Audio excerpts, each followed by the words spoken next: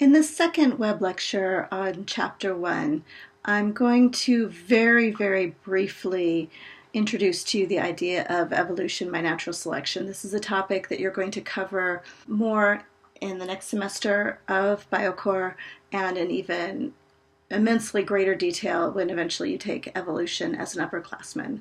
So this is just to give you a framework in which to understand the material that's going to be presented this semester. So evolution truly is the grand unifying theory of biology. It makes sense of everything that we observe in the biological world. And the one fundamental observation that we make about biology that is very difficult to explain in any other way than using evolution as a framework is the idea of the unity and diversity of life. So what does that mean? So we know that life is very diverse. We've got everything from snails to whales, from cantaloupes to antelopes. We've got microbes and mammals and all different kinds of life that all seems very different. Some of it seems very strange and foreign to us.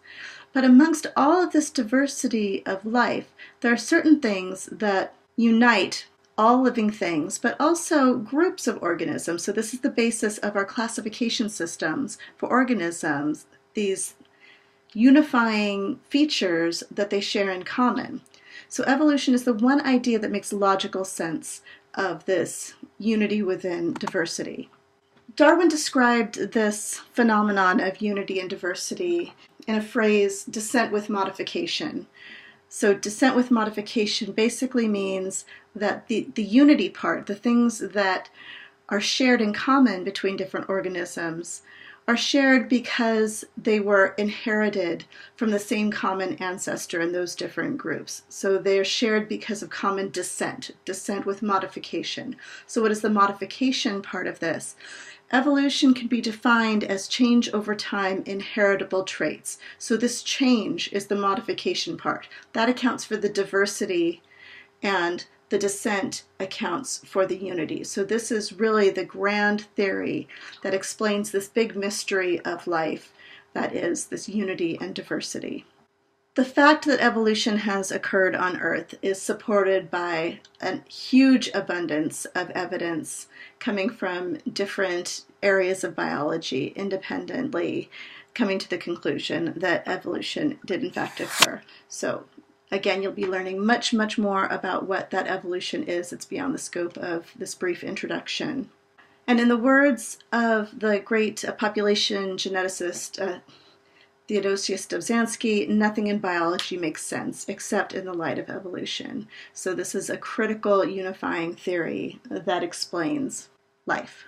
So let's take a closer look at this unity and diversity. So there's a striking commonness to all living things, beginning with the DNA code. So the genetic code is common to every single organism alive on Earth. You'll be learning much more about what the genetic code is, but this is very strong evidence that everything that's alive today is joined together by common descent from a single common ancestor. There's one single tree of life that shows how everything is related to everything else.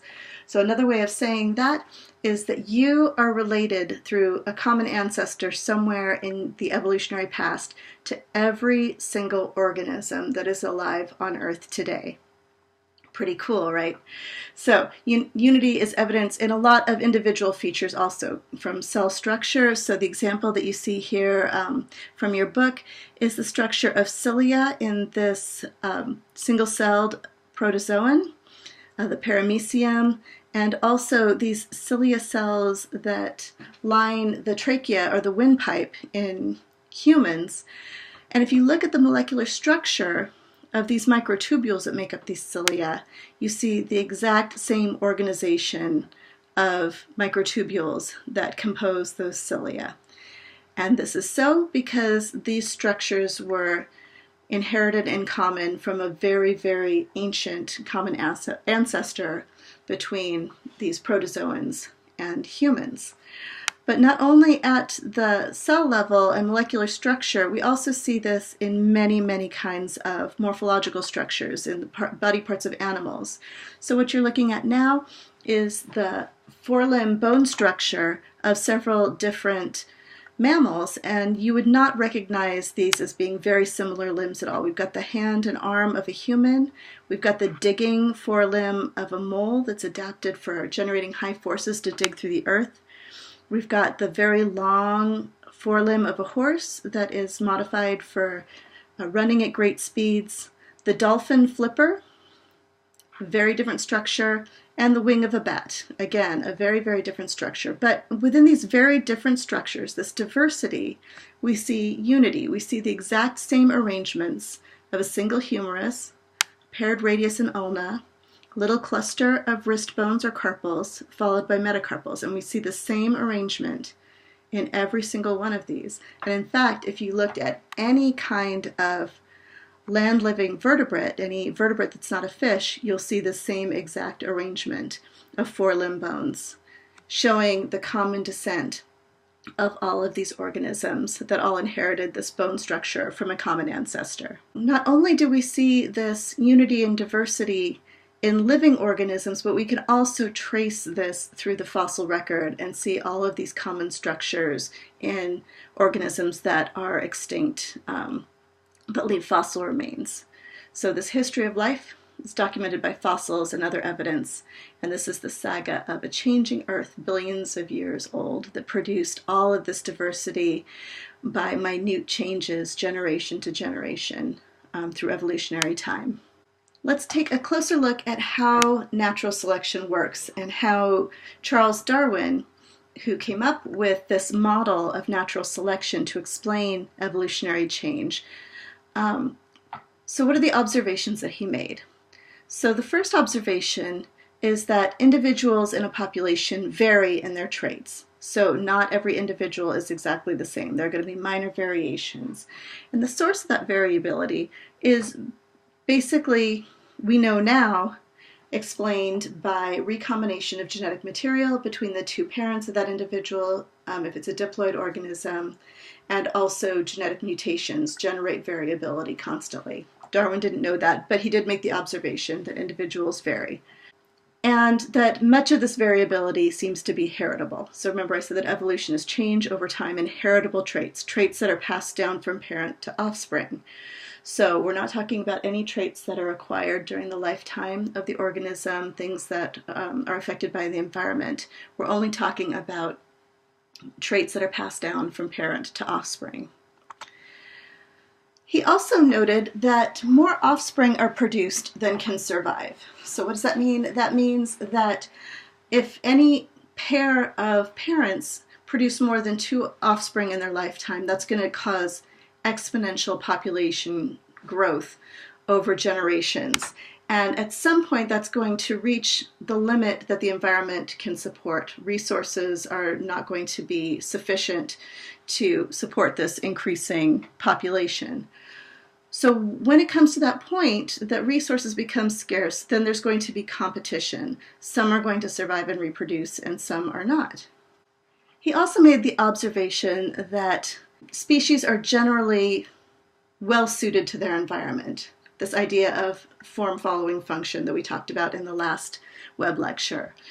And so that was the other observation that needed some explanation. Why do organisms seem so well fit to their environment? So from those observations, Darwin reached some conclusions. So when he thought about this competition for survival, some are going to survive and reproduce and some are not. Which ones are going to be the ones that survive?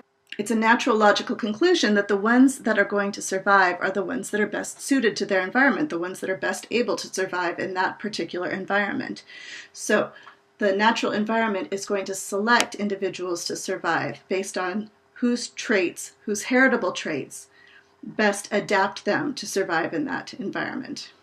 So if those traits are heritable, that means that the ones who survive are going to pass those traits on to their offspring. And over time, that trait is going to become more and more common in the population and eventually will become universal in the population, and that population will have changed in response to the environment. So, and this is what we call natural selection.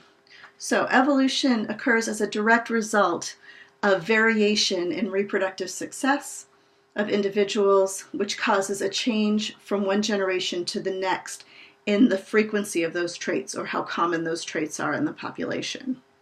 So as we said, the natural environment is what selects for the propagation. Again, it's not any kind of intentional selection, it's just this natural selection. The individuals that are better suited to their environment are the ones that survive, and Darwin called this process natural selection. And so this is one of the ways that the processes of life create order from disorder, more complexity from less complexity. There's the randomness of the generation of variation, so mutations and the variation in traits is random, but then the selection by the environment is what creates that organization or non-randomness that we see in evolution over time. So if we want to think of this in a more tangible example, you can imagine a population of beetles that vary in the darkness of their shells, and they are living against a dark background.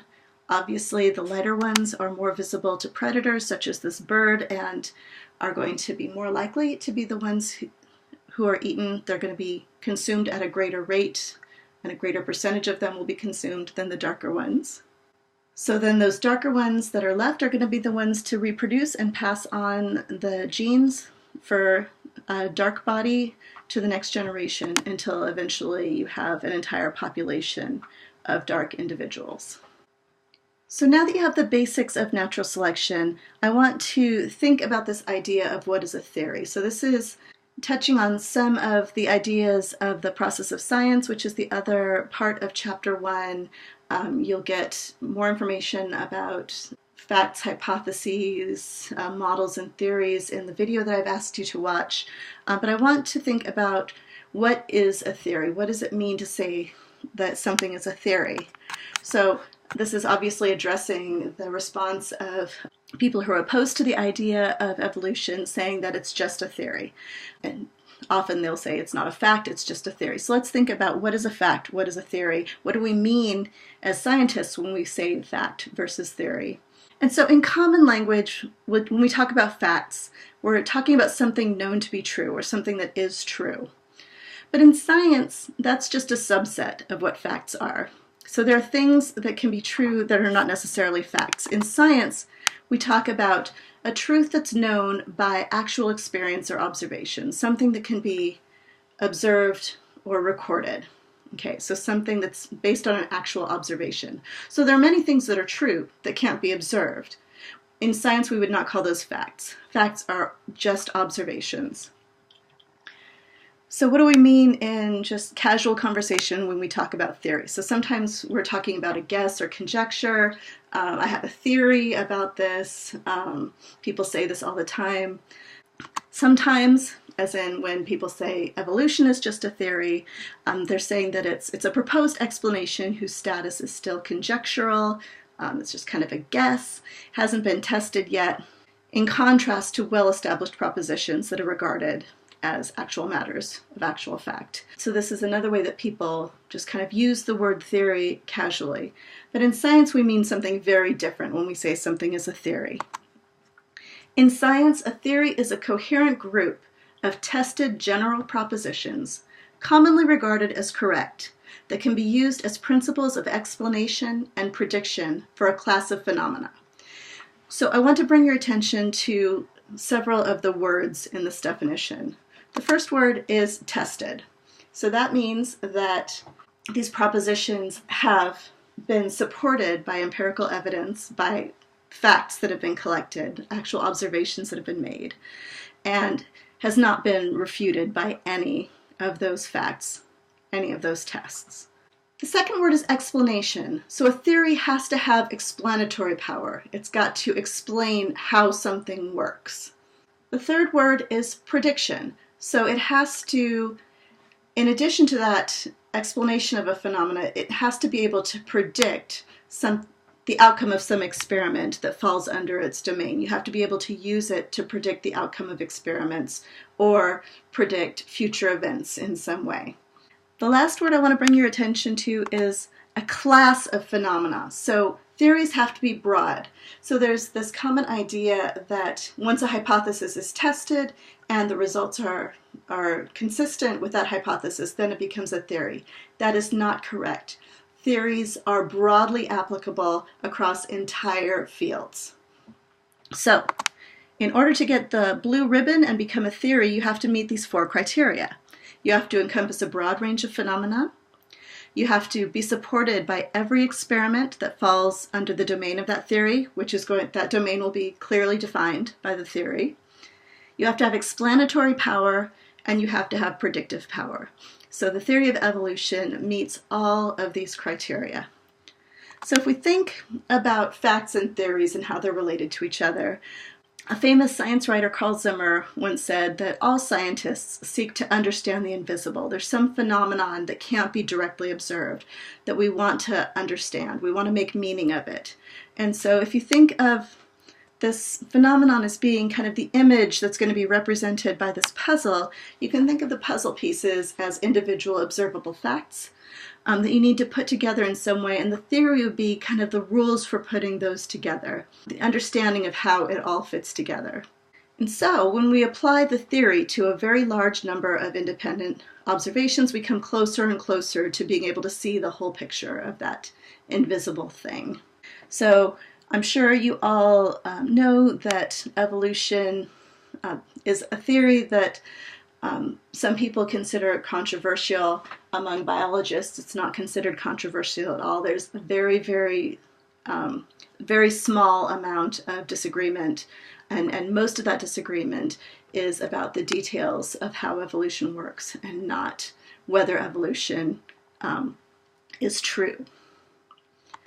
So just to give you an idea of other theories in biology that most people don't have any kind of a problem with, cell theory, the idea that all living organisms are made of cells; germ theory of disease, the idea that diseases, for the most part, transmissible diseases anyway, are caused by microorganisms that infect us. Most of us accept that that's true. Chromosome theory of inheritance, we'll be learning more about that. And also the theory of particulate inheritance, again, more about that as we go through the semester. And then some other scientific theories that most people don't have any kind of problem with. Gravitational theory, plate tectonic theory, the idea that continental plates on the Earth move around and float. Atomic theory, the theory that all matter is made up of these atoms. Within chemistry, molecular theory, that atoms are grouped together in these molecules that have particular properties, and Einstein's theory of relativity. All of these theories have passed the same theory tests as the theory of evolution. They're all widely accepted among scientists with very high confidence that they are in fact true.